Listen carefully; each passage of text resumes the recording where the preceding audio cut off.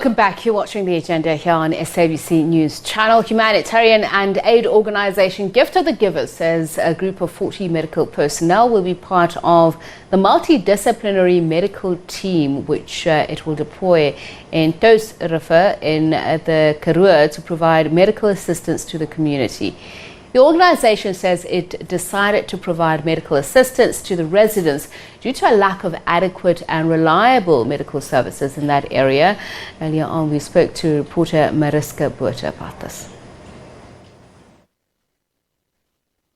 You're from that very sad and yet again another tragic story of the most terrible abuse against women in this country, the killing of another woman, to a story of a little bit more hope.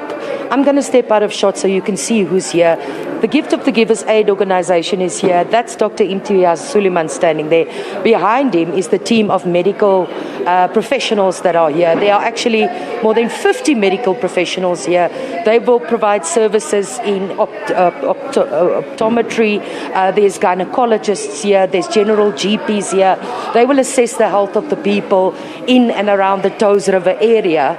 This is the single biggest medical intervention by the organisation in its recent history. To chat to us a little bit more about that, we have the founder of Gift of the Givers with us, Dr. Touws River. Good morning, doctor. It's wonderful to see you again. Thank you for having us here. Why did you decide to come here to have this intervention? We've been involved in Touws River since the beginning of COVID. We come to support soup kitchens all the time.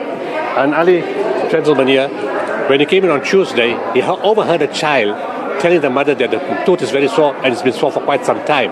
So he took the initiative and asked the principal, where's the dentist? And the principal said there's no real medical services here. There is a clinic that works once or twice a week, and a doctor comes once or twice in a month. But the queues are so big and people just eventually go away. The closest hospital is Worcester, which is an hour away. This town has got it's 95% unemployment, so people don't have the means to go there. So when he called and told me that, I said, they can't sort out the toothache, what about other medical conditions? And at that point, we took a decision to bring in a multidisciplinary medical team of 50 personnel to try to actually assess the health needs of the entire town. And when we announced that, we got a call from Laingsburg, and a bus is coming from Laingsburg. We got calls from the Douans, and we got calls from the neighboring farmers. Trucks of farm workers also coming here today. And how will it work? How will people be helped, assessed, and what will happen here today? Well, the medical teams will break up into the different skills: gynecologists, pediatrician, general practitioners, wound care nurses, general nurses, intensivists, rheumatologists, the whole range of them. We will, for the straightforward cases, we will record it on a sheet just to have stats of what the overall status is. And then we've got patient cards for those who will need a referral, but of course can't get to Worcester. And that we will discuss with the Western Cape Health Department to say there are patients in this area. Either you send teams here to take care of that or take them away to a hospital, send ambulances. We've got an ambulance here from the Western Cape Department. If needs be, if people are critical, we can bring in helicopters to fly them to hospitals in Cape Town. I don't think that's going to happen. If that needs to be, we can do it. And to answer your question, we also got old people, young people, all types of people. Our teams will see them in stages, in groups, and our teams work very fast.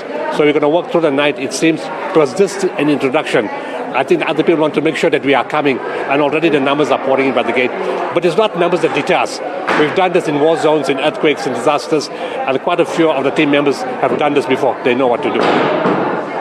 So in terms of medical services in small rural towns especially, you have been everywhere. What have you witnessed when it comes to those kind of services? Generally, it is primary healthcare services in a town. This is very unusual, where the school principal tells you there's not much medical services in the town. I mean, I've never heard of that before. Even in the smallest of towns, there is some kind of services. And I think the whole town is basically just affected with COVID, with the closure of the game reserve. And when you have 95% unemployment, you know, your motivation is you are numb inside. And you just think, I'm not important, nobody cares for me. The first thing the community worker told me when I walked in, they said people in this area are not used to anything like this. Of course, nobody's used to anything like this. But what she meant is they never thought people would take care of them. There are such a big number of medical people who come that they are actually important. You're telling the psyche, you know what, you're not forgotten. You are important. We just didn't know. And that we are here, we can't be every day.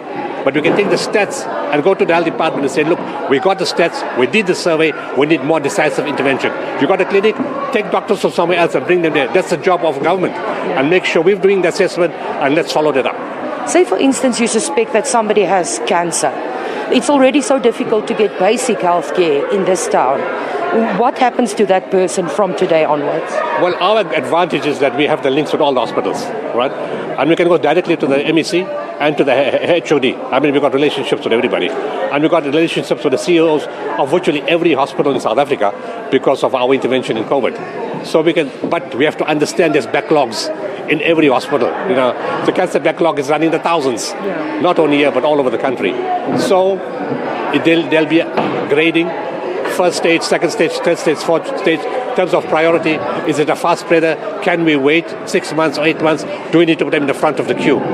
We can write that assessment, but I mean, you won't have the whole assessment until an oncology unit has assessed the total staging of the cancer patient, unless they already have the staging and they have the records, what's wrong with them. So that's why we got the special cards. And we're not giving to the patients to refer them. It's a pointless exercise. Yeah. They don't have money. Yeah. There's no transport. They can't pay for fuel. They can't go to the hospital. That's why we're here in the first place. Yeah. So we can take those cards, and the community workers know everybody here. And we'll say, these cards of these patients, we're going to discuss that with the health department as to what we can do. And when you come back, they say, we know that people, they live in this house or that house or the other house. So it's going to be easy because it's a small community and everybody knows everybody. Thank you very much. That is Dr. Imtiaz Suleiman, the founder of Gift of the Givers, explaining to us how this medical intervention will work. You heard from him. They've helped in natural disasters, in war zones. So this is nothing new for them. People are scurrying about us here. We're actually in the way. They're getting ready. Here we go. There comes a screen. They're getting ready to see. There's already people waiting outside on chairs, waiting to be seen. So they're ready to get going within the next few minutes to see as many people as possible. Just for your interest, Lanesburg is quite a distance from here, and to get calls from there for people to come here, the message spread quickly and the message spread fast, and everybody who is able will come to this area today to at least see somebody if they need to for the first time, and then from there, as you heard from Dr. Suleiman, maybe get a referral if needs be. But the